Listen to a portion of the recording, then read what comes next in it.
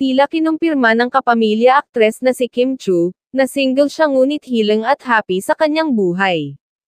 Sa kanyang latest post ay solo muli ang aktres, at hindi nakasama o kahit itag sa post ang ex-boyfriend na si Sian Lim. Matatanda ang matapos mapansin ng netizens na hindi na niya naibabahagi ang pictures nila ng karelasyon, at hindi na nakikita na magkasama sa publiko na magkasama, kaya't usap-usapang hiwalay na sila. Inamin ni Kim na may pinagdadaanan sila ni Sian ngayon, pero nag-uusap sila at humingi ng pangunawa sa lahat. Nakakapanghinayang naman kung totoo ang balita dahil ang alam ng ilan, ay nag-uusap na ang dalawa tungkol sa kasal.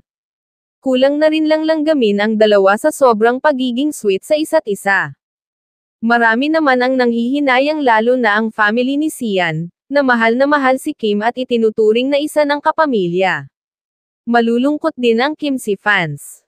Samantala, how to be you po, Kim Chu? Ito ang tanong ng ilang netizen sa photo ni Kim Chu habang nasa beach at tila nag-flex sa kanyang pangmalakasang bikini body. Kahit daw kasi busy si Kim sa pag-acting at hosting, abay hindi nito napapabayaan ang kanyang figure. Magkasunod ang post ni Kim na video at photos niya habang nasa beach. Suot ang two-piece bikini na yumayakap sa kaseksihan ng aktres.